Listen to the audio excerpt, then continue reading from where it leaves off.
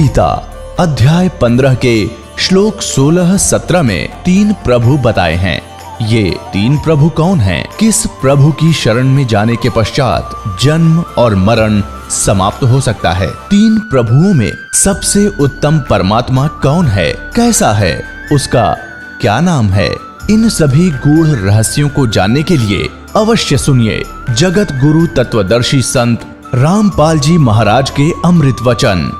दर्शकों, यह कहानी फरीदाबाद की कांता जी की है, जो पहले सुदर्शनाचार्य जी महाराज और विभिन्न देवी देवताओं की पूजा करती थीं। कांता जी ने सुदर्शनाचार्य जी महाराज के द्वारा बताई गई भक्ति साधना 7 सालों तक की, लेकिन लाभ के बजाय उन्हें भूत प्रेत की बाधाओं का सामना करना पड़ा। ये समस्याएं इतनी बढ़ गईं कि कांता जी ने आत्महत्या तक का विचार कर लिया। इसी दौरान उनके मायके के परिवार ने उन्हें संत रामपाल जी महाराज के बारे में बताया और उनसे नाम दीक्षा लेने की सलाह दी, जिसे कांता जी बताती है कि उनके जीवन का सबसे अच्छा फैसला यही था। 2014 में कांता जी ने संत रामपाल जी महाराज से नाम दीक्षा ली, जिसके बाद उनका जीवन ही बदल गया। आइए अब सुनते हैं कांता जी के जीवन की कहानी इन्हीं की जुबानी। नमस्कार जी। सत साहेब। क्या नाम है बहन जी आपका? कांता। बहन जी आप कहाँ के रहने वाले हैं? फरीदाबाद से। संत रामपाल जी महाराज से नाम दीक्षा आपने कब ली? संत रामपाल जी महाराज जी से मैंने नाम दीक्षा 2014 11 मई। संत रामपाल जी महाराज से नाम दीक्षा लेने से पहले आप क्या भक्ति साधनाएं करती थी? मैं फरीदाबाद में श्री सुदर्शनाचार्य जी महाराज जी से जुड़ी हुई थी और उनसे पहले मैं सभी देवी देवताओं की भक्ति करती थी, अन्य व्रत पूजा ये सब कुछ करती थी मैं वहाँ। बहन जी आपने सुदर्शनाचार्य जी को अपना गुरु बनाया था और भी देवी देवताओं की आप भक्ति साधना करते थे, तो इन सब भक्ति साधनाओं से आपको क्या लाभ मिले? सर मैंने 7 साल भक्ति करी सुदर्शनाचार्य जी महाराज की। मंदिर में जाती थी मैं, वहाँ पे जो भी जैसा वहाँ पे क्रियाक्रम पूजा पाठ होता वो करती थी मैं पूरी श्रद्धा से, लेकिन मुझे लाभ 1% भी नहीं हुआ। लाभ की बजाय मुझे वहाँ उल्टा भूत प्रेत आने लगे। भूत प्रेत की बाधा इतनी बढ़ गई कि मेरे ससुराल वाले मेरे से बहुत परेशान हो गए, मैं खुद परेशान हो गई। मतलब इतना परेशान हो गई थी कि मेरी नौबत आ गई थी कि मैं आत्महत्या कर लूँ, मैं जीना नहीं चाहती। उसी दौरान मुझे मेरी शादी को इतने साल हो चुके थे, कम से कम 8-10 साल हो चुके थे, तो मैं इतना परेशान थी कि मेरे मन में सवाल भी आता था कि मैं क्या करूं, कहाँ जाऊं। तो अचानक से ही मेरा वहाँ जाना ख़त्म हो गया। सारी साधनाएं करके जब मैं परेशान हो चुकी तो मेरा वहाँ जाना बिल्कुल ख़त्म हो गया। मेरी आत्मा ने मुझे रोक दिया कि नहीं जाना, मुझे किसी की भी भक्ति नहीं करनी, किसी के अंदर भी कोई भाव नहीं रखना, मुझे जीना ही नहीं है। मैं बहुत परेशान हो गई थी। मुझे लाभ तो 1% भी नहीं मिला, मुझे हानि ही हानि हुई। मेरे घर में सबका जो प्यार था वो ख़त्म हो गया। भूत प्रेत की बाधा ऐसी बढ़ गई कि सब लोग मेरे से घृणा करने लगे, कहने लगे कि इसके बच्चे नहीं हैं, ये क्यों जाती हैं वहाँ पे, क्या करती हैं। तो मैं फुल परेशान हो गई थी। मुझे कुछ भी लाभ नहीं मिला वहाँ से। मेरे हस्बैंड CRPF में हैं। ये मुझे 2008 में थक कर अपने साथ ले गए, कह रहे चलो तुम्हें हम जहाँ हमारी पोस्टिंग है हम वहाँ पे लेके चलते हैं, तुम्हारी दवाइयाँ वगैरह करवाएंगे। लेकिन भक्ति हमारी तब भी चलती रही। सुदर्शनाचार्य जी महाराज जो फरीदाबाद में जिनका आश्रम है, उनकी भक्ति हमारी कंटिन्यू चलती रही। और भगत जी हमारे हस्बैंड हमें अपने साथ ले गए। वहाँ पे हमने इतने अच्छे डॉक्टरों से दवाइयाँ करवाई, इलाज करवाए, अपने ट्यूब टेस्ट वगैरह करवाए, लेकिन हमें जितना हम इलाज करवाते और उनकी भक्ति करते इतना ही हम परेशान होते चले जाते। तो बहन जी इन सब परेशानियों के बीच आपको संत रामपाल जी महाराज की जानकारी कहाँ से प्राप्त हुई? सर जब इनका ट्रांसफ़र फेज़ 3 में हुआ झड़ौदा कला से, तो मेरे मायके में, मेरे परिवार में मेरे बड़े पापा हैं आर्मी के कैप्टन रिटायर। मैं गांव गई थी और मेरी मम्मी, तो उन्होंने मेरे से, दोनों ने बोला, मेरी मम्मी ने कि बेटा आप संत रामपाल जी महाराज जी से दीक्षा प्राप्त कर लो, आपके सारे संकट दूर हो जाएंगे। फिर हमने कहा कि नहीं, हम गुरु नहीं बदल सकते। जो हमने गुरु बनाए हैं वो हमारे पूजनीय हैं, हम गुरु नहीं बदलेंगे, हम जैसी भक्ति करते हैं उसी से ठीक है।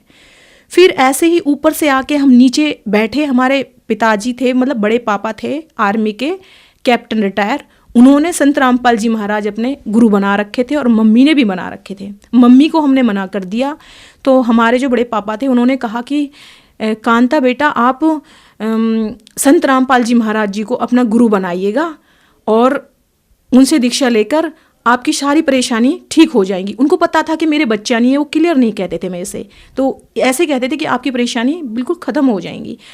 फिर उसके बाद सर मैं इतनी तबीयत ख़राब हो गई थी, मेरी बहुत ज़्यादा तबीयत ख़राब हो गई थी। मेरी मम्मी का फ़ोन आया, मम्मी कहने लगी बेटा एक बार मेरे कहने से तुम चल दो, कहने से चल दो। तो ठीक है, मैंने कहा मम्मी ठीक है हम चल देंगे, दीक्षा हम लेंगे नहीं वहाँ जाके, हम चल देंगे, हम देख के आएंगे आश्रम कैसा है। तो उनके साथ में जब संत रामपाल जी के आश्रम में वरवाला, तब मैं वहाँ पहुँची। वहाँ जाने के बाद मैंने वहाँ का आव भाव देखा, वहाँ का माहौल देखा, और जिस टाइम गुरुजी वहाँ पे आए थे तो मुझे पता भी नहीं था कि परमात्मा अनजाने में मुझे ऐसे दर्शन दे रहे हैं। तो मैंने प्रणाम किया गुरुजी को,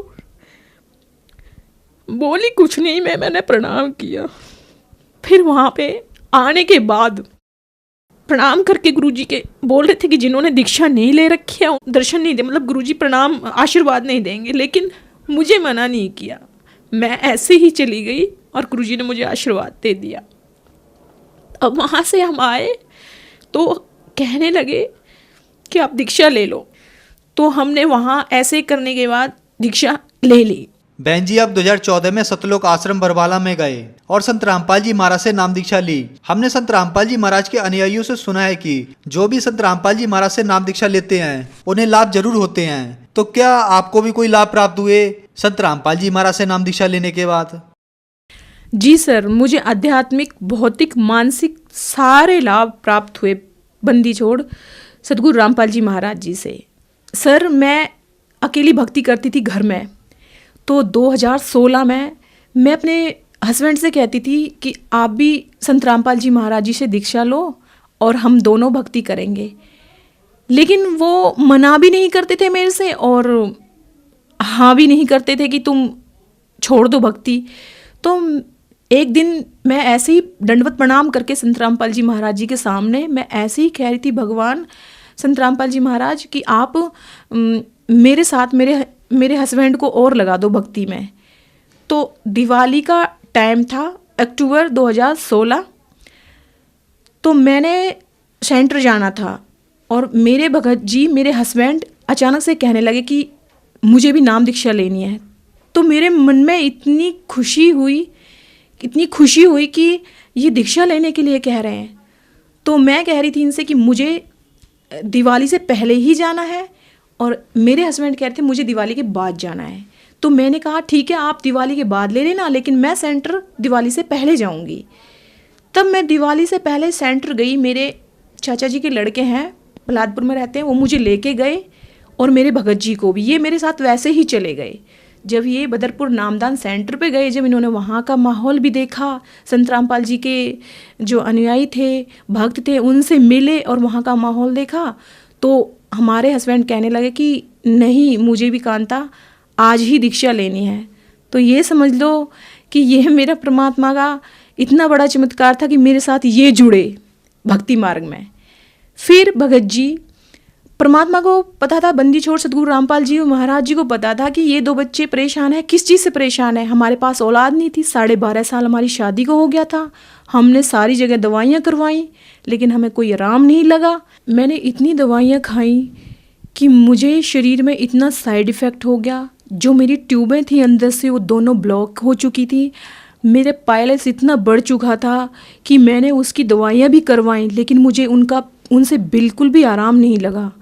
मतलब इतना परेशान हो गई थी, मेरा शरीर इतना ख़राब हो चुका था कि डॉक्टर भी कहते थे कि शरीर काम का नहीं रहा, बस नाम का शरीर रहा है। तो जब संत रामपाल जी महाराज जी से दीक्षा ली तो उसके बाद मैंने नाम दीक्षा ली। फिर भगत जी ने 2016 में दीक्षा ली।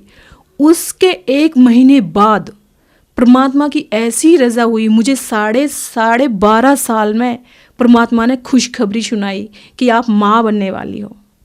तो भगत जी, ये मेरे साथ इतना बड़ा चमत्कार मेरे बंदी छोड़ का कि मुझे सबने मना कर दिया था कि आप माँ नहीं बन सकते हो।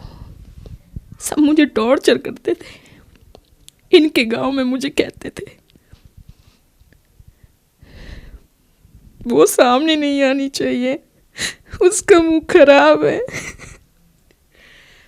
मुझे संत रामपाल जी महाराज ने वो दिया जो मुझे इस दुनिया में कोई और दे ही नहीं सकता। संत रामपाल जी महाराज जी से दीक्षा लेने के बाद मेरा शरीर, मेरा मानसिक स्तर और मुझे ये औलाद दी परमात्मा ने, संत रामपाल जी महाराज ने, मेरे जीवन में इतना बड़ा सुख, और मेरे बंदी छोड़ सतगुरु रामपाल जी महाराज ने मुझे भक्ति का मार्ग बताया कि भक्ति क्या होती है, पूर्ण परमात्मा कौन होता है, संत कौन होता है, भक्ति कैसे करनी चाहिए, किसकी करनी चाहिए। ये सब मुझे संत रामपाल जी महाराज जी से नाम दीक्षा लेने के बाद पता चला। सर, संत रामपाल जी महाराज जी से दीक्षा लेने के बाद परमात्मा ने मुझे ये खुशी दी है, ये मेरा बच्चा है जो संत रामपाल जी महाराज जी से नाम दीक्षा लेने के बाद 12.5 साल बाद मुझे ये पुण्य आत्मा हुई है। और सर, ये मेरे भगत हैं, मेरे हस्बैंड हैं, जिन्होंने भी दीक्षा लेके हम दोनों भक्ति करते हैं संत रामपाल जी महाराज जी की। और मेरे हस्बैंड मुझे फेज 3 से लाया करते थे तब, तो मुझे रास्ते में हमें पता नहीं था, होता था कि हमारी गाड़ी चलती चलती गाड़ी के आगे कोई गाय का आ जाना, और फिर हम फुल स्पीड पर होते थे तो गिर जाते थे। उससे हमें इतना लाभ मिला कि मेरे ही 3-4 एक्सीडेंट ऐसे हुए कि मैं आराम से बाइक पे बैठी थी, और बाइक पे बैठे बैठे मेरा दुपट्टा उससे 2 मिनट पहले ही मैंने देखा था कि सही सलामत बैठी हूँ मैं, मेरा पूरा दुपट्टा लिपट के मेरे गले में ऐसे आ जाता है कि मेरी गर्दन बस घुटने ही वाली होती है कि तभी मेरी चीख निकलती है, और मेरे हस्बैंड गाड़ी रोकते हैं, बाइक रोकते हैं, और मुझे ऐसे वहाँ पे सड़क पे हम दोनों ही गिर जाते हैं। इतने हादसे हमारे साथ हुए कि 3-4 एक्सीडेंट ऐसे ही हो गए। तो मैं जब भी घर से निकलती थी तो मैं उन्हीं भगवानों का नाम लेके निकलती थी कि हे भगवान, आज मेरे साथ कोई दुर्घटना ना हो। लेकिन जब मैं उनका नाम लेके निकलती थी तो मेरे साथ दुर्घटना होनी ही होनी थी। कहीं कुत्ते का आगे आ जाना गाड़ी के, बाइक के सामने, तो फट से गिर जाना हमें वहाँ पे, कहीं गाय का आ जाना तो फट से गिर जाना।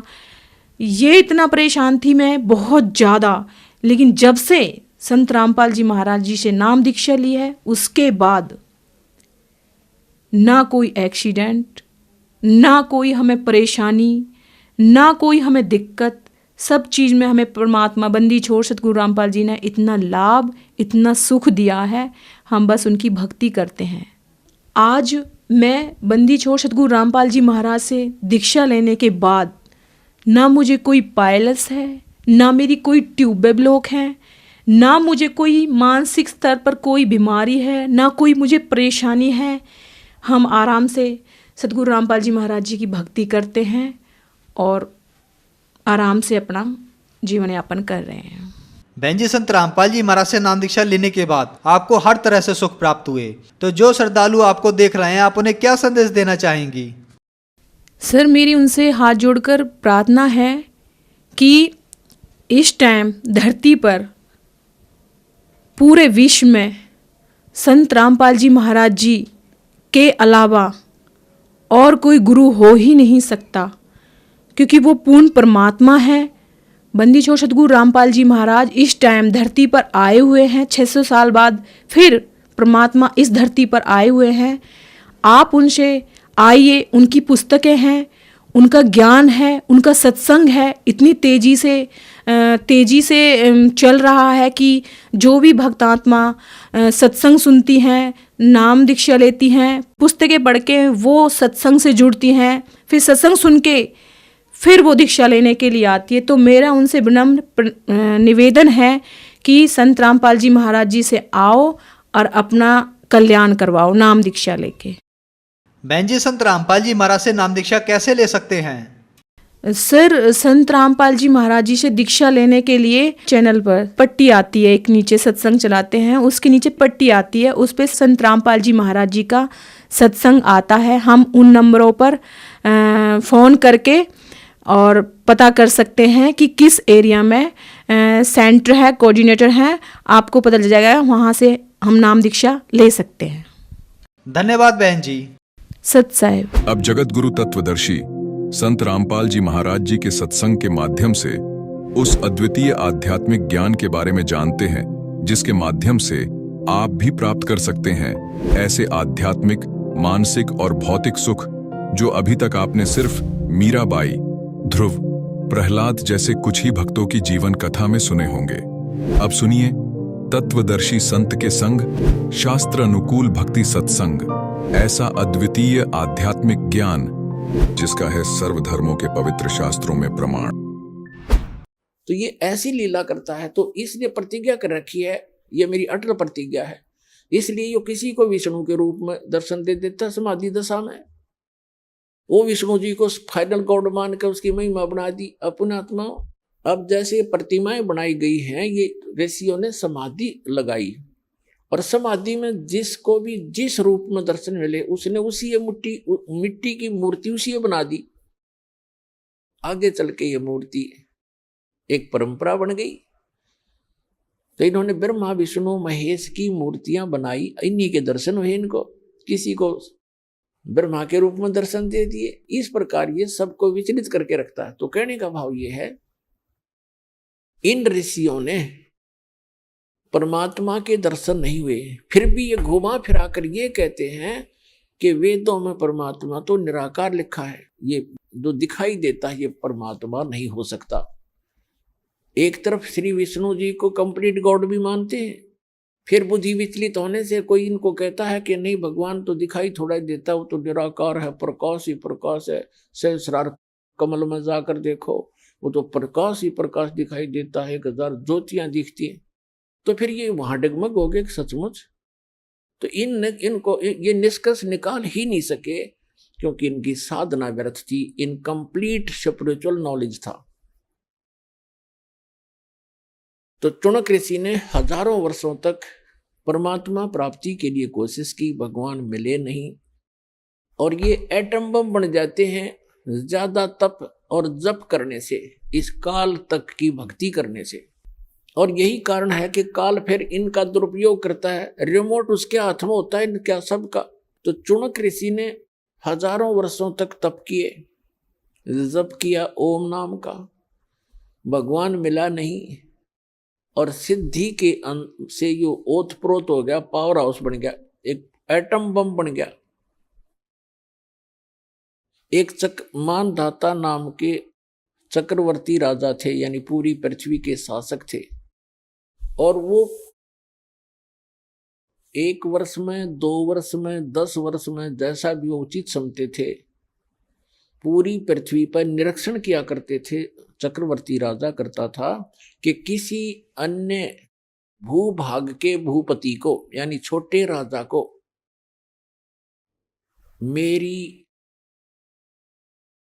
मेरी पराधीनता अस्वीकार तो नहीं होगी है। तो उसके लिए वो क्या करते थे, एक राजा का पर्सनल हॉर्स होता था, अपना घोड़ा निजी, उसके गले में एक पंपलेट लगा दिया करते थे। उसके साथ सैकड़ों हजारों की संख्या में सैनिक चल पड़ते थे।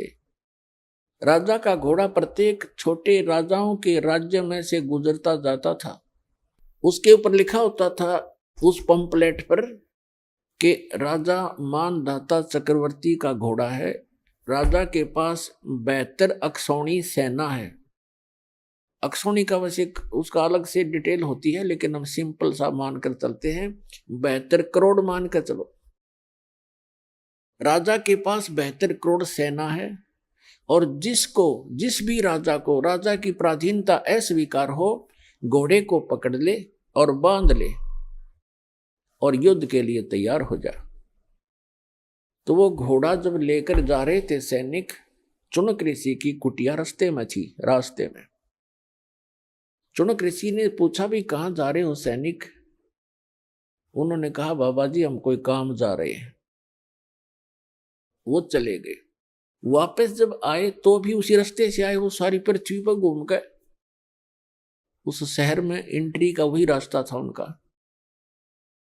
उस ऋषि ने फिर पूछा, भाई सैनिकों कहाँ गए थे, इस घोड़ा खाली क्यों है, सब पर सवार हैं लेकिन इस घोड़े पर कोई असवार नहीं है, क्या कारण है? तब उन्होंने बताया कि ऋषि जी ऐसे ऐसे मानदाता चक्रवर्ती राजा का घोड़ा है और इसके ऊपर कोई बैठ नहीं सकता, इसके गले में लिखा है ऐसे ऐसे, और हम सारी पृथ्वी पर घूमकर आए हैं राजा के ये देखने के लिए। राजा ने एक परीक्षण किया है कि कोई उसकी पराधीनता अस्वीकार तो नहीं कर रहा है, हम ऐसे गए थे। तो उस ऋषि ने देखो रिमोट काल के हाथ में बम बना लिया, पहले तो गलत साधना करवा के चुनक ऋषि से, रिमोट उसके हाथ में। अब ये मन कौन है? ये मन एलिमेंट है, उस काल का एक अंश है, आत्मा उस दयाल की अंश है। अब देखो ऋषि के मन में उसने रिमोट से ऑन कर दिया, ऋषि के मन में आ गया कि राजा तो अपने आप को बड़ा अहंकारी हो गया है, इसको इतना अभिमान हो गया, इसका अभिमान ठीक करना चाहिए। अब ऋषि ने कहा कि सैनिकों, यदि मैं तुम्हारे राजा का युद्ध स्वीकार कर लूं तो क्या हो? तो सैनिक ही होते हैं, सूरवीर होते हैं, उनके बोलने की शैली भी कड़क होती है। वो कहने लगे, रे कंगले, तेरे दाने खाने को नहीं, अपनी जपले माला चुप करके हैं, और युद्ध करेगा तो मानदाता चक्रवर्ती के साथ, तेरी क्यों साथ सामत आई है? बदले अपनी माला, बदले। अब ऋषि जी का और दूना दुख हो गया कि इसके सैनिक इतने अभिमानी हैं, तो राजा तो पता नहीं क्या होगा, इसको सेट करता हूं। तो चुनक ऋषि ने कहा कि भाई मैंने स्वीकार कर लिया तुम्हारे चक्रवर्ती राजा का युद्ध, और इस घोड़े न बांध दो मेरी कुटिया इस पेड़ के। अब वो सैनिक तो तैयार बैठे थे, बांध दिया घोड़ा तुरंत। अगले राजा अभी आए ऋषि जी, हम एक आज्ञा ले आते हैं राजा की। अब राजा को जाकर बताया कि ऐसे ऐसे एक चुनक नाम के ऋषि ने आपका युद्ध स्वीकार कर लिया। राजन, मंत्री सलाहकार होते हैं, वो कहते हैं देखो आज एक आदमी की हिम्मत, एक ने सिर उठाया है राजन, कल ना कोई और भी बकवाद कर देगा, धीरे धीरे क्रांति आ जाएगी। और कहते हैं बुराई को शुरुआत में ही नष्ट कर देना चाहिए। तो राजा ने कहा ठीक है जाओ। तो राजा ने अपनी सेना की तीन विभाग कर दिए, 3 बटालियन बना दी, और एक टुकड़ी में 18 करोड़ सेना भेज दी एक ऋषि को मारने के लिए। उधर से उस काल के पुजारी ने, चुनक ऋषि ने, ब्रह्म के साधक ने, सारे जीवन में जो डले ढोए थे उसकी 4 पुतली बना ली, 4 परमाणु बम बना लिए वचन से। पुणात्माओं, जो आध्यात्मिक मार्ग है, जो साधना ऋषि करते हैं, ये भगवान से ही कुछ पावर कलेक्ट कर लेते हैं, और वो तो समर्थ है जिसके वचन से सारे ब्रह्मांड चल रहे, सब जीव बन गए, सब पशु पक्षी बन गए, बन रहे हैं, उसी तरह क्रिया कर रहे हैं, वो तो उसके वचन की शक्ति से। और उसी में से थोड़ी सी सिद्धि यानी हल्दी की गांठ प्राप्त करके ये मनुष्य भगवान बन बैठता है। तो चुनक ऋषि ने उस सारे जीवन में जो डले डोए थे, जो कंकर पत्थर इकट्ठे करे थे सिद्धियों के, उसकी 4 पुतली बना दी, 4 एटम बम बना दिए, परमाणु बम। एक पुतली छोड़ दी, उसके इतने टुकड़े हो गए एक पुतली के, और उस 18 करोड़ सेना का सेकंडों मिनटों के हिसाब में नाश कर दिया, कत्लेआम कर डाला। राजा ने दूसरी टुकड़ी भेज दी, ऋषि ने अपना दूसरा परमाणु छोड़ दिया, 72 करोड़ सेना का नाश कर दिया उस काल के पुजारी ने। अब गीता अध्याय नंबर 7 के श्लोक नंबर 18 में गीता ज्ञानदाता कहता है, ये ज्ञानी आत्मा है तो उदार अच्छी आत्मा है, चले थे भगवान पाने के लिए, लेकिन ये मेरे वाली अनुतम अटल अनुतम यानी मेरे वाली ही अनुतमाम अति घटिया गति में स्थित रहे।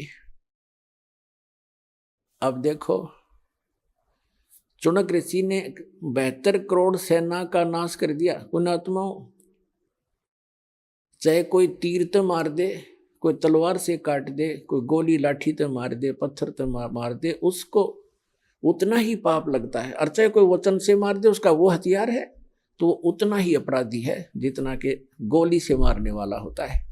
अब पूरी पृथ्वी पर चुनक ऋषि की महिमा होगी, लेकिन उस कमबख्त ने ये नहीं पता था, न तो अपने भविष्य में बबुल बिजली। अब यहां परमात्मा कहते हैं 72 अक्षौणी अक्षय करी, चुनक ऋषि सुअर एक, ये दे धारे जोरा फिर ये सभी काल के वेख। ओए होए,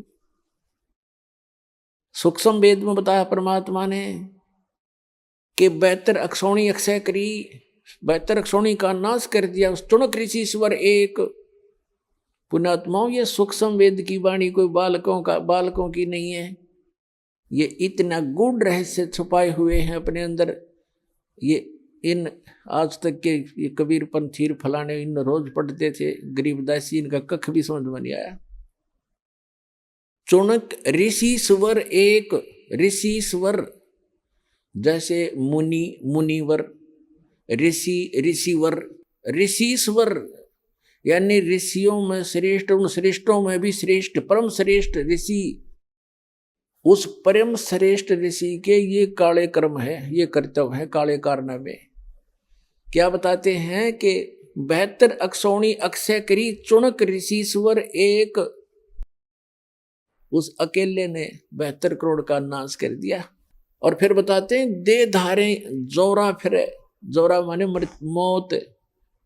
क्या ये चलती फिरती मौत है? तुम जिनको ऋषि कहा करते थे, ये दे धारे जोरा फिरे, जोरा माने मृत्यु।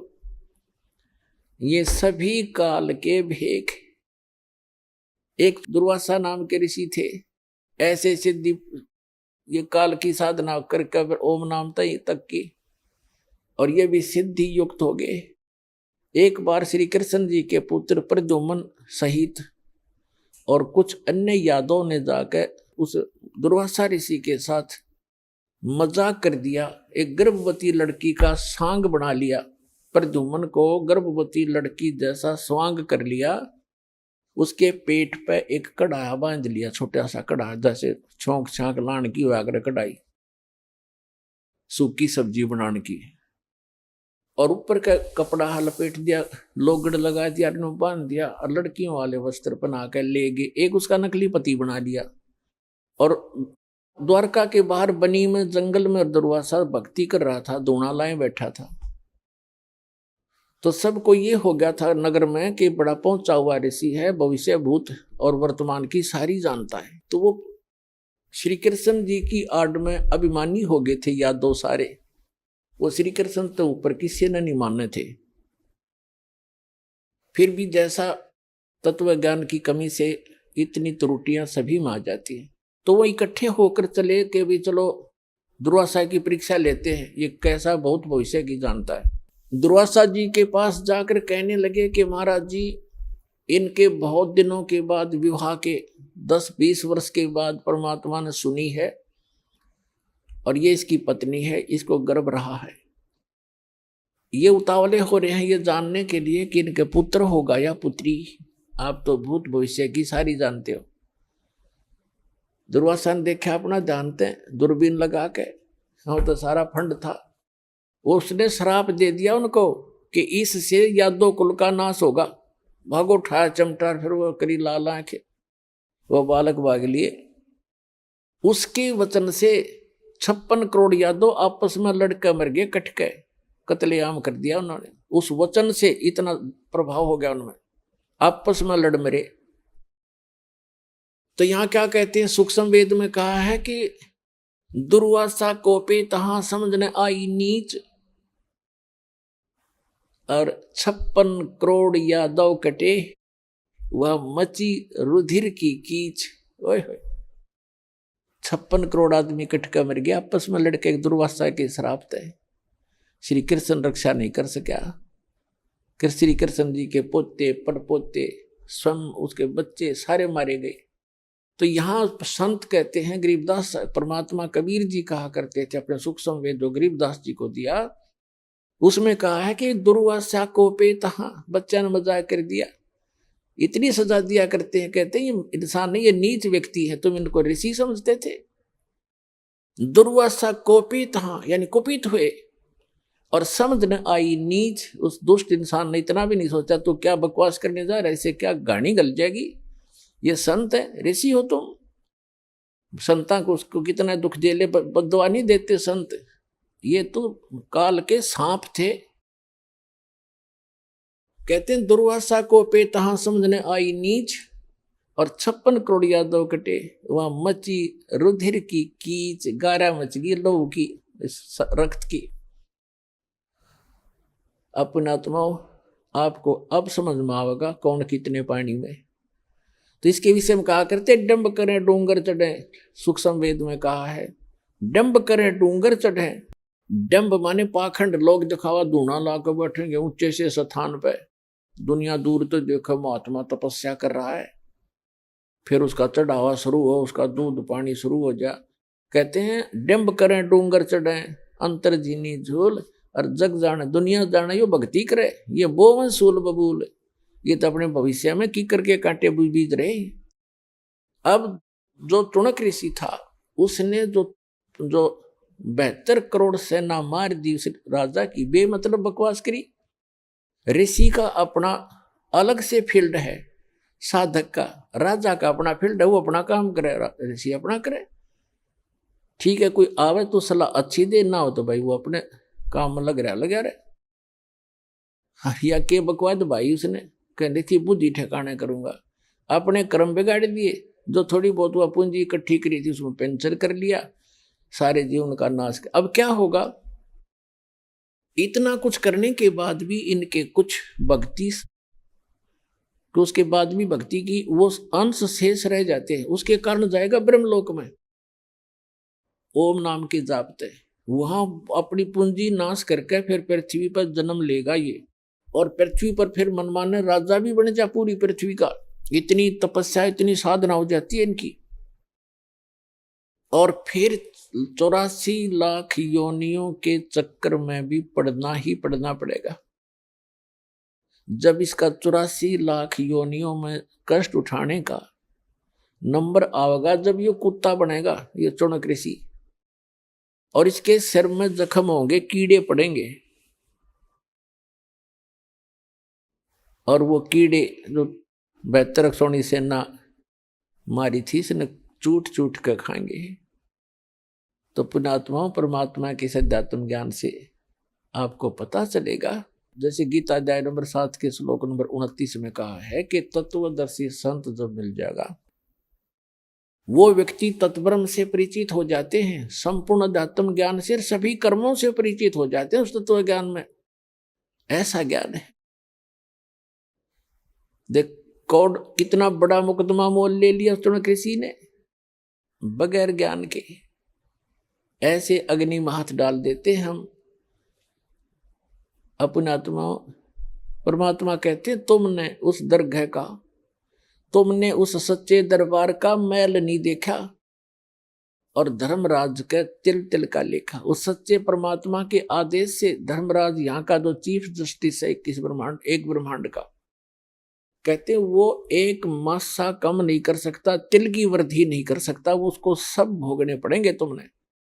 जैसे भी सोच भी अगर गलत रखते हो तुम, सोच का भी भोग भोगना पड़ेगा। आपने कर दिया हो तो कहना है क्या है। अब जो प्रसंग चल रहा है,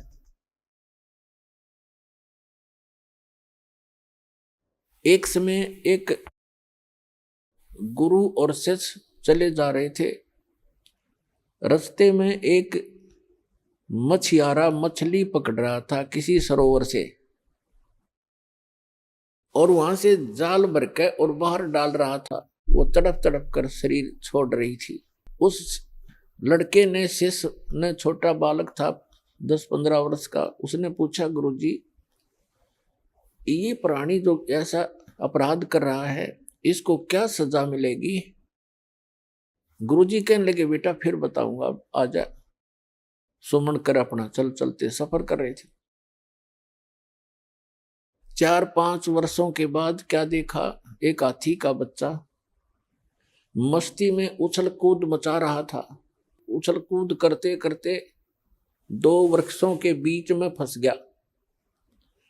अब जैसे तैसे झटके झुटके मार कर निकल तो आया, लेकिन खाल सारी छुल गई, बुरी तरह खाल उतर गई। कच्चा छोटा बच्चा था, वर्षा के मौसम था, उसके कीड़े पड़ गए। सैकड़ों की हजारों की सलाखों की संख्या में कीड़े उसको मोटे मोटे कीड़े खान लग रहे और वो चिल्ला हुआ बुरी तरह। अब वो दोनों गुरु शिष्य फिर चले जा रहे थे। वहां उस शिष्य ने पूछा, गुरुदेव इस प्राणी ने कौन से जन्म में ऐसा कर्म कर दिया जो इसको ये कीट खा रहे हैं, ये चिल्ला रहा है। तब उस गुरुजी ने बताया, बेटा जो मछियारा था ना, जो मछियां पकड़ रहा था और वो मछियां तरफ तरफ कर जीभ छोड़ रही थी, प्राण त्याग रही थी, ये हाथी का बच्चा वो मछियारा है और ये कीड़े वो मच्छी हैं। आज अपना टेट फॉर टेट ये भोग रहा है, प्राप्त कर रहा है। तो पुण्यात्माओं परमात्मा कहते, तुमने उस दरगाह का मैल नहीं देखा और धर्मराज के तिल तिल का देखा। उस भगवान के दरबार में, यानी धर्मराज के दरबार में एक एक तिल का हिसाब होगा आपका, पाई पाई का, एक एक नए पैसे का। तो प्रसंग जो चल रहा है, अब हम आते हैं जो दास आज आपको सत्संग सुनाने चाह रहा था, अभी तो भूमिका बनी है। श्रीमद् भगवद गीता अध्याय नंबर 7 के श्लोक नंबर 19 में कहा है, बहुत बहुत जन्मों के अंत के किसी जन्म में ज्ञानवान माने ये ज्ञानी आत्मा, मां माने मुझ ब्रह्म को बजते हैं। बहुनाम जन्मानाम अंते ज्ञानवान माम परपदते। और वासुदेवम सर्वमिति सहमात्मा सुदुर्लभ है। क्या बताते हैं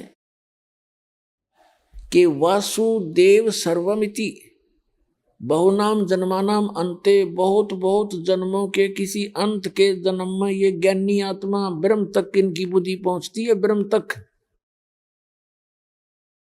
और ये बताने वाला साधु संत महात्मा के वासुदेवम सर्वमिति, वासुदेवम ये बताने वाला महात्मा तो सुदुर्लभ है कि वासुदेव ही सब कुछ है, वही सबका उत्पन्न करने वाला है, सर्व उत्पादक है, वही सबको पूज्य है, वही पाप नाशक है और वही इष्ट रूप में बना कर पूज्य है।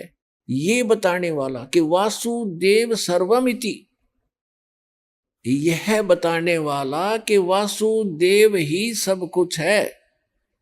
ये तो कंटिन्यू ज्ञान चल रहा है। पहले तो तीनों गुणों ब्रह्मा विष्णु महेश तक की भक्ति को खुद रिजेक्ट कर दिया, अपने सतर की तीनों की भक्ति को रिजेक्ट करके ब्रह्म कह रहा है ये काल श्री कृष्ण में प्रवेश करके कि मेरी भक्ति केवल ज्ञानी आत्मा करते हैं, और वो भी मेरे सही ज्ञान को ना समझ कर मेरे वाली ही घटिया अनुतम इस गति में स्थित रहे। हो गया स्पष्ट। अब ये कहता है कि ब्रह्म से ऊपर जिसकी बुद्धि जाती है, ब्रह्म तक भी मुश्किल तो ये ज्ञानी आत्मा कोई कोई किसी अंत के जन्म में, बहुनाम जन्मानाम अंते ज्ञानवान माम परपदते, बहुत बहुत जन्मों के किसी अंत के जन्म में किसी ज्ञानी आत्मा की बुद्धि ब्रह्म तक पहुंचती है। और वासुदेव सर्वमिति, वो वासुदेव है सब कुछ, उसी वही पाप नाशक है, वही पूजा के योग्य है, वही सबका इष्ट होना चाहिए और वही पूर्ण मोक्षदायक है, वो सारी सृष्टि का रचने वाला है। ये बताने वाला महात्मा तो सुदुर्लभ है, बड़ी मुश्किल से मिलेगा। अपने आत्माओं, ये गीता और वेद कोई बालकों के लेख थोड़े थे। ये ऋषि महर्षि शर्मार के चले गए, इनको कख नहीं पता चला। क्या बताते हैं, सूक्ष्म वेद में परमात्मा ने स्वयं आकर बताया है कि 9 मन सूत उड़ जिया और ये ऋषि रहे जखमार और सतगुरु ऐसा सुलझा देगा उड़ जाने 2 बार।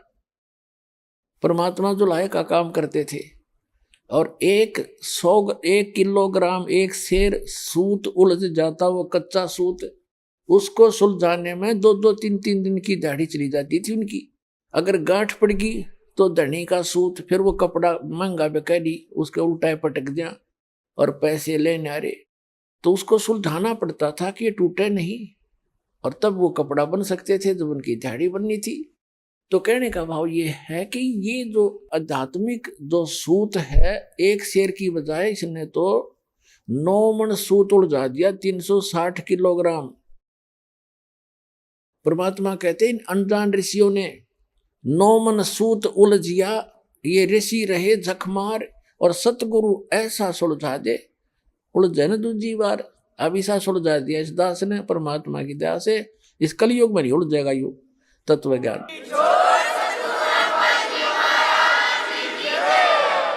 कोई भक्ति करियो चाहे ना करियो, वो अलग बात, उसके भाग्य पर डिपेंड करेगी। अब जैसे कहा कि वासुदेव सर्वमिति, वासुदेव का अर्थ श्री कृष्ण नहीं है। वेदों में वासुदेव का अर्थ है जो सबका मालिक, जिसकी सत्ता सब जगह पर हो, सब जगह उसका निवास हो। जैसे परमात्मा ने सूक्ष्म वेद में बताया कि अर्श कुर्स पर अलह तख्त है, उस परमात्मा का तख्त राजधानी ऊपर है, अर्श के कुर्स में, कॉर्नर में, सबसे ऊपर के स्थान पर। अर्श कुर्स पर अलह तख्त है, खालिक बिन नहीं खाली। कहते उस परमात्मा के बिना उसकी नजर से कोई जरा सा भी टुकड़ा उसके ब्रह्मांडों का बचा नहीं है, सब जगह उसकी दृष्टि है, यानी उसकी पावर सब जगह विद्यमान है। और परमात्मा भले ही ऊपर बैठा है। तो कहते हैं वासुदेव का अर्थ है जिसकी सत्ता सबके ऊपर हो, सब जगह उसका वास हो। जैसे परमात्मा की परिभाषा के अंदर क्या आता है, एक सिंपल सा उदाहरण है। जैसे एक तहसीलदार भी साहब कहलाता है, एक एसडीएम भी साहब कहलाता है, और डीसी और कमिश्नर, मंत्री, मुख्यमंत्री, प्रधानमंत्री ये और राष्ट्रपति, ये सभी साहब कहलाते हैं। लेकिन इनका अपना क्षेत्र होता है, इनकी अपनी अक्षमता होती है पावर की। तो इसी प्रकार जैसे सीएम मुख्यमंत्री है, एक क्षेत्र के ऊपर वो प्रभु है, सबके ऊपर वास नहीं है उसका। जैसे प्रधानमंत्री को लेकर चले हम, क्योंकि फॉर एग्जाम्पल, तो प्रधानमंत्री जी अपने भारतवर्ष के ऊपर वासुदेव है। वो इतना ही संकेत बतेरा आपने समझने के लिए। तो पूर्ण परमात्मा परम अक्षर ब्रह्म जो है, जैसे गीता अध्याय नंबर 15 के श्लोक नंबर 16 और 17 में 3 पुरुष बताए हैं, एक सरपुरुष, एक अक्षर पुरुष, एक परम अक्षर पुरुष, उत्तम पुरुषत्व ने। तो गीता अध्याय नंबर 8 के श्लोक नंबर 1 का उत्तर अर्जुन ने पूछा कि वो किम तत्ब्रह्म, जो आपने तत्ब्रह्म बताया है कि उसको जानने के बाद 7वें अध्याय के 29वें श्लोक में, तो फिर साधक जरा और मरण से छूटने का प्रयत्न करता है। 8वें अध्याय के प्रथम मंत्र में अर्जुन के पूछने पर कि किम तत्ब्रह्म, वो तत्ब्रह्म क्या है, गीता ज्ञानदाता इस सरपुरुष ने, यह सरपुरुष है गीता ज्ञानदाता, ये कहता है वो परम अक्षर ब्रह्म है। 8वें अध्याय के 3रे श्लोक में श्रीमद् भगवत गीता। तो गीता अध्याय नंबर 15 के श्लोक नंबर 16 और 17 में 3 पुरुष है, सरपुरुष, अक्षर पुरुष और परम अक्षर पुरुष। तो उसमें बताया कि सरपुरुष और अक्षर पुरुष तथा इनके अंतर्गत जितने जीव हैं, ये खुद भी, और इनके अंतर्गत जितने प्राणी हैं इनके ब्रह्मांडों में, तो ये सभी नाशवान है, स्वयं भी नाशवान है, जीवात्मा किसी की नहीं मरती। तो सरपुरुष की 21 ब्रह्मांड का स्वामी है वो वासुदेव नहीं है, ब्रह्म। और श्री कृष्ण केवल एक विभाग का मंत्री है, सतोगुण विभाग के मंत्री है एक ब्रह्मांड के अंदर। वो केवल अपने विभाग में ही प्रभु है, वो पूरे ब्रह्मांड में भी स्वामी नहीं है। जैसे एक विभाग का मंत्री होता स्टेट में, वो अपने विभाग पर ही मालिक है, दूसरे विभाग में वो इंटरफेरेंस नहीं कर सकता। इसी प्रकार इस काल भगवान जो है ये एक ब्रह्मांड में एज ए चीफ मिनिस्टर समझ लो, और इसके ऐसे ऐसे 21 ब्रह्मांड है, सब में एक जैसे रोल करता है। तो ये 21 ब्रह्मांड में प्रभु है, ये सर्वव्यापक नहीं है, सबके ऊपर प्रभु यानी वासुदेव नहीं है। जो अक्षर पुरुष और 7 संघ ब्रह्मांड का स्वामी है, प्रभु है, वो वासुदेव नहीं है, सब जगह उसकी प्रभुता नहीं है। और वो परम अक्षर ब्रह्म है, वो कंप्लीट गॉड है, उसका ओवरऑल कंट्रोलर है, उसका सभी असंख्य ब्रह्मांडों पे इंक्लूडिंग सरपुरुष और अक्षर पुरुष इनके ऊपर भी उसकी प्रभुता है, वो है वासुदेव। तो गीता अध्याय नंबर 7 के श्लोक नंबर 19 में स्पष्ट किया है कि बहुनाम जन्मानाम अन्ते ज्ञानवान माम प्रपद्ये, और वासुदेव सर्वमति सहमात्मा सुदुर्लभ है, ये बताने वाला के वो वासुदेव ही सब कुछ है, उसी की पूजा करनी चाहिए, वो पाप नाशक है। गीता अध्याय नंबर 15 के श्लोक नंबर 17 में कहा है कि उत्तम पुरुष तु अन्य परमात्मा इति उदारते, ये लोग तरमाविष्य विवर्ती अवे ईश्वर है। उत्तम पुरुष तो इन दोनों से, सरपुरुष अक्षर पुरुष से वो श्रेष्ठ भगवान परम अक्षर परम तो कोई और है, और वो वही भगवान कहलाता है। और तीनों लोकों में प्रवेश करके सबका धारण पोषण, सबका वही पालक है। जैसे गीता अध्याय नंबर 15 के श्लोक नंबर 1 से 4 में स्पष्ट किया है कि ऊपर को लटका हुआ संसार रूपी वृक्ष है, और उसका तना तो समझो अक्षर पुरुष, उसकी मोटी डार सरपुरुष, और 3 शाखा है, ये तीनों देवता रजगुण ब्रह्मा सतगुण विष्णु तमगुण शिव जी, और 5 रूप संसार। और जो गुप्त है वो जड़ कौन है, वो परम अक्षर ब्रह्म है। तो परम अक्षर ब्रह्म रूपी मूल से, जड़ से ही सभी संसार रूपी वृक्ष को आहार प्राप्त होता है। तो इसलिए गीता अध्याय नंबर 15 के श्लोक नंबर 17 में कहा है कि उत्तम पुरुष तु अन्य परमात्मा इति उदारते। वैसे पुण्यात्माओं, परमात्मा की परिभाषा अगर आपको बताने लगूंगा तो विषय अलग हो जाएगा, काफी समय लग जाएगा। परमात्मा उसको कहते हैं जो किसी की आत्मा नहीं दुखावे, किसी का बेटा नहीं मारा, किसी की बेटी नहीं मारा, किसी का कैंसर नहीं करे, किसी का कोई दुख नहीं दे, केवल सुख दे, उसको परमात्मा कहते हैं, श्रेष्ठ आत्मा। और हम उस परमात्मा को ना समझकर इस काल को परमात्मा कहने लगे। और किसी का बेटा मर गया, किसी की बेटी मर गई, किसी का बाप मर गया, किसी की माँ मर गई, कुणबा का कुणबा घाणी, कैंसर से पीड़ित हाहाकार मच रहा है। ये परमात्मा का लोक है, परमात्मा का लोक सतलोक है, जहाँ दुख नाम की चीज नहीं। तो गीता अध्याय नंबर 15 के श्लोक नंबर 17 में स्पष्ट किया है कि उत्तम पुरुष तो अन्य इन दोनों से अलग है, वो श्रेष्ठ भगवान पुरुषोत्तम, और जिसको परमात्मा कहा जाता है। और ये लोग तरम अवश्य विवर्ती अवय ईश्वर है, जिस जो तीनों लोकों में प्रवेश करके सबका पालन करता है, वो है वो अविनाशी भगवान। पुण्यात्माओं, ये कंसेप्ट क्लियर करने के लिए 2 घंटे का सत्संग करना पड़ा, पहले भूमिका बनाने के लिए, ताकि आप बच्चों की बुद्धि वहां तक पहुंच सके। दास के बताना चाहे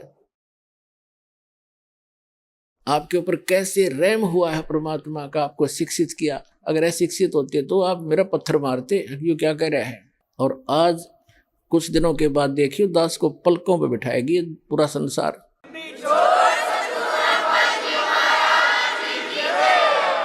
तो प्रसंग चला था कि गीता अध्याय नंबर 7 के श्लोक नंबर 19 में कहा है कि वो तत्वदर्शी संत तो बड़ा दुर्लभ है जो ये बतावेगा कि वासुदेव ही सब कुछ है। अपने आत्माओं, एक पंजाब का रहने वाला था, एक किसान था बहुत बड़ा, राम राय नाम था उसका। 800-900 बीघा जमीन थी, किसान था, सिख था। पहले ये सिख थे, सिख का यानी अपने हिंदुओं से ही अलग से, जैसे आज ये राधा स्वामी वाले कौन है, इसमें सभी जाति के लोग हैं हिंदू ही तकरीबन, या सिख भी हैं। आगे चल के ये धर्म का रूप धारण कर लेगा तो हमारा दुर्भाग्य ही होगा। तो ऐसे ही वो सिख धर्म, सिख माने शिष्य परंपरा से चल रहे थे, उनमें से था। और नानक गुरु ग्रंथ साहिब की वाणी से वो काफी प्रभावित तो हैं सिख धर्म के, पंजाब के व्यक्ति। तो गरीबदास साहिब जी आए हुए थे, उस परमात्मा को प्राप्त कर चुके थे, भगवान उनको मिले थे, सचखंड लेकर गए थे, वापस छोड़ा था। अभी आपने सुने संत रामपाल जी महाराज के मंगल प्रवचन। आइए अब सुनते हैं संत रामपाल जी महाराज से नाम दीक्षा लेकर सतभक्ति करके अद्भुत लाभ प्राप्त करने वाले अनुयायी के विचार। जिस प्रकार आम के पेड़ से फल प्राप्त करने के लिए हमें उसकी जड़ों में जल डालकर सिंचाई करनी होती है, ठीक उसी प्रकार अगर हमें सांसारिक सुख सुविधाएं और लाभ चाहिए तो शास्त्र विधि अनुसार जड़ रूपी पूर्ण परमेश्वर की भक्ति करनी होगी। ये अजब गजब उदाहरण अपने साक्षात्कार में प्रस्तुत किया है रोपड़ पंजाब के रहने वाले अवतार सैनी जी ने। अवतार जी पहले देवी देवताओं की पारंपरिक पूजा साधना किया करते थे, जिससे इन्हें लाभ तो क्या ही होना था, इसके विपरीत सर्वनाश हो गया। ऐसा इसीलिए क्योंकि जो ये साधना कर रहे थे वो शास्त्रों के अनुकूल नहीं थी। इससे इनके भक्ति रूपी पौधे को पोषक तत्व नहीं मिल पा रहा था, जिस कारण ये दुखी थे। पर जब से इन्हें मिली पवित्र पुस्तक ज्ञान गंगा, तब से तो मानो इनकी जिंदगी बदल गई हो। इस पुस्तक के लेखक तत्वदर्शी संत रामपाल जी महाराज जी से प्राप्त पूर्ण परमेश्वर की भक्ति करने से इनके भक्ति रूपी पौधे में यथावत सिंचाई हुई और फलस्वरूप सांसारिक सुख सुविधाएं भी मिली।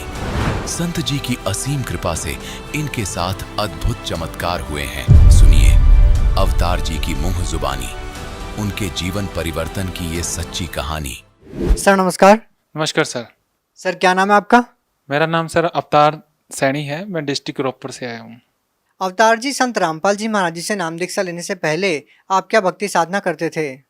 सर संत रामपाल जी महाराज की भक्ति करने से पहले मैं बहुत सारे देवी देवताओं की, सबसे ज़्यादा तो हम लगता था पीर जी हमारे घर में फेमस है, जो परंपरागत पूजा थी उनकी ही करते थे। लेकिन उनकी भक्ति करते करते लाभ तो क्या होना था, सर्वनाश हो गया। इस दास का कम से कम 3 से लेकर 4 लाख रुपया उल्टा नुकसान हुआ है और वहाँ से कोई भी लाभ नहीं हुआ।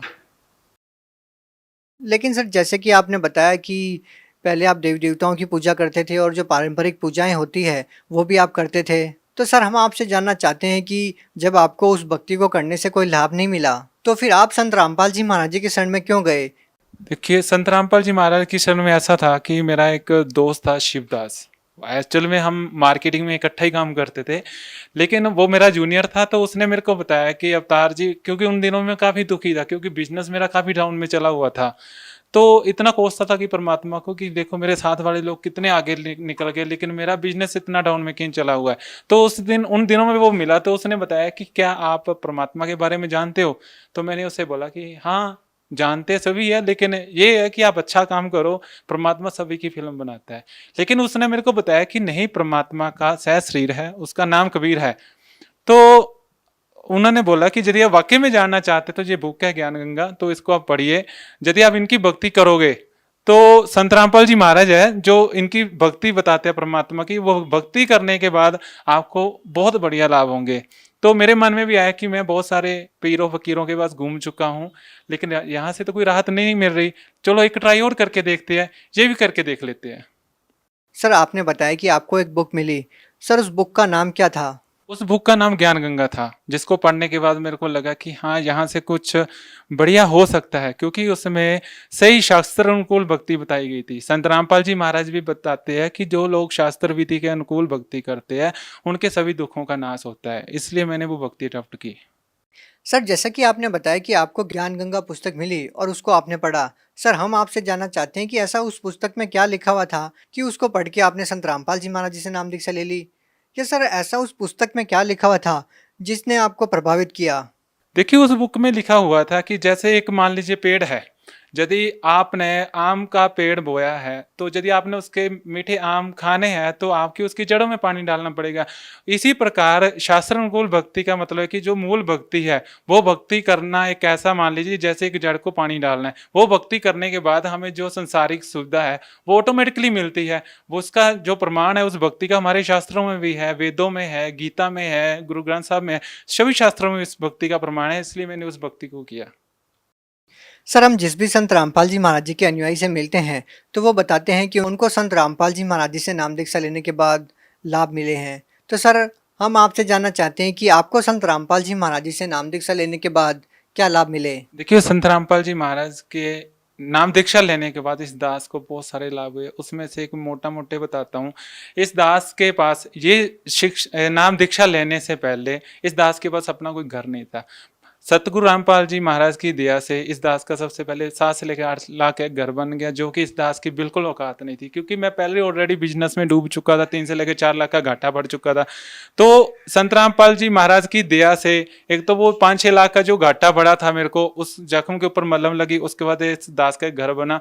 और सबसे बड़ा लाभ परमात्मा ने दिया मेरे को कि जहाँ पे मैंने घर बनाया वहाँ पे चंडीगढ़ मनाली रोड पे मेरा घर है, और वहाँ से जो एक सड़क वालों की जो कंडीशन होती है तो वहाँ की दूरी होनी चाहिए कम से कम 180 फुट मीटर लगवाने के लिए, तो उसकी दूरी थी 160 फुट। तो क्या हुआ कि जब जेई साइट को विजिट करने के लिए आया, मेरे को तो लगा कि नहीं लगेगा, क्योंकि वहाँ के मैंने लोकल जेई को भी वो साइट विजिट करवाई थी, तो उन्होंने यही बताया था कि जो लो कहता है वो 180 फीट की दूरी पर जो इलेक्ट्रिक मीटर है वो लगेगा, लेकिन उसकी दूरी थी 160 फुट। लेकिन जब ही जैसे दोबारा जेई आया उस खेत में, उसकी जो लंबाई नापी उसने, तो मैंने परमात्मा का सिमरन शुरू किया।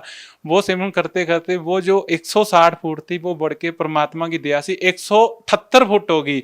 तो क्या हुआ, उस जेई के मन में परमात्मा ने क्या ऐसी प्रेरणा दी, परमात्मा की ऐसी दया हुई, तो उसने बोला कि बेटा तू भी क्या याद रखेगा, मैं रिटायर होने वाला हूँ, जाते जाते तेरा ये काम कर देता हूँ। यानी कि उसने 178 2 फुट अपने ओर से दे दिए और 180 फुट करके उसने वो फाइल जो मीटर की वो सेक्शन कर दी। परमात्मा ने ये सबसे बड़ा मेरे को लाभ दिया।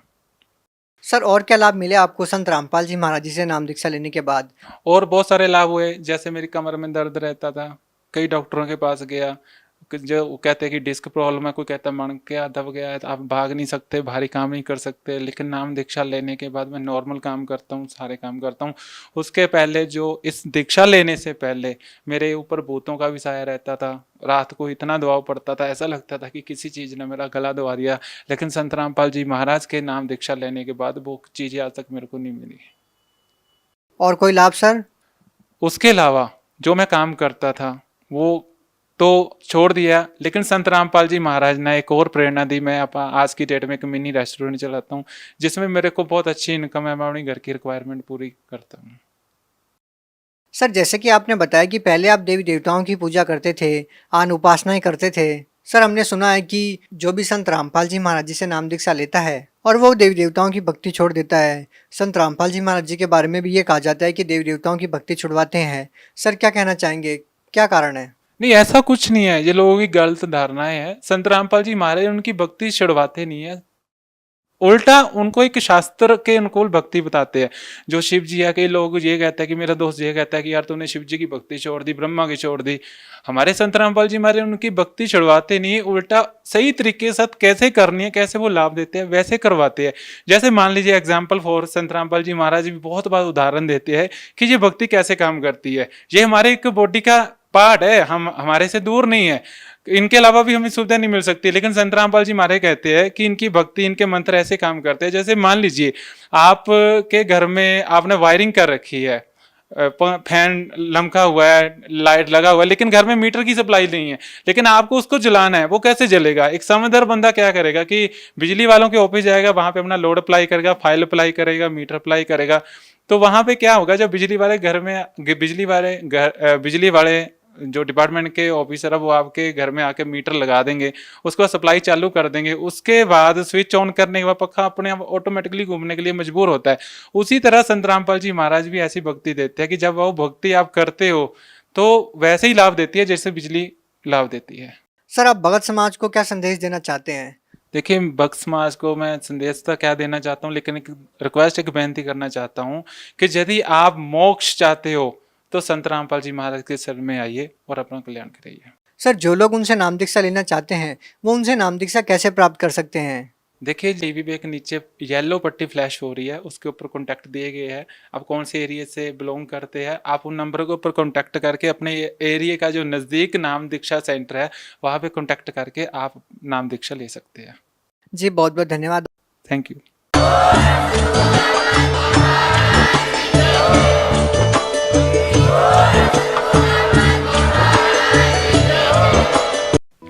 आप सुन रहे थे जगत गुरु तत्वदर्शी संत रामपाल जी महाराज के मंगल प्रवचन। अधिक जानकारी के लिए संपर्क करें